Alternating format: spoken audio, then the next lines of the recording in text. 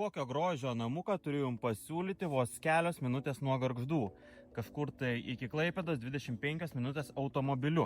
Taip, labai erdvus 20 arų, lygus, prižiūrėtas sklypas su daug žalumos, daug medžių.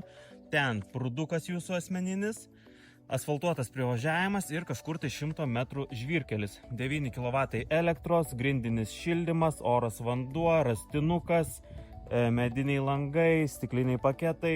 Viskas labai pilnai, labai gražiai įrengta, turim krosnelę. Tikrai labai retas pasiūlymas, dabar aplink Klaipėdą tokių namukų yra labai reta.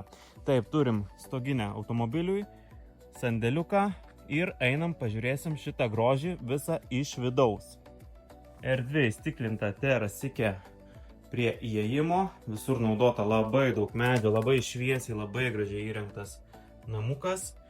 Parketas, grindinis šildymas, krosnelė.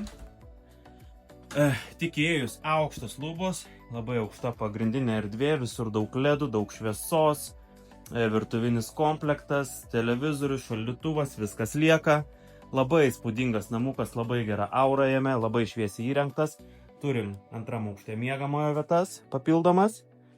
Čia dar turim darbo vietą. Taip, krosnikė. Atvažiuosit rudeniop, vienas glebukas malkų ir ramiai sau būsit šiltą, karštą visą vakarą. Taip, čia skalbyklė, džiovyklė, viskas lieka. Turim vandens filtrus, oras vanduo, šildymo katilas. Taip, turim čia vieną didelį erdvų miegamąjį. Nu labai gražiai įrengtas. Nors imk ir savo pirk. Spintukę. Čia turim dušą tualetą. Namas statytas 24 metais. Iš tokių rastinukų, 18 cm pločio. Net nesinori išeiti, žinokit. Norisi tęsti ir tęsti šitą video. Einam į antrą aukštą parodysiu.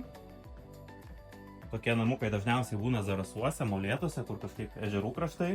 Bet turim tokį perliuką ir pas mus Klaipėdos rajone. 20 kažkur tai minučių iki Klaipėdos. Ir pagrindinė erdvė nuostabi. Skambinkite, kaina tikrai labai gera. Esu įsitikinęs, kad rinkoje šitas gražuolis ilgai neužsibus. Skambinkite!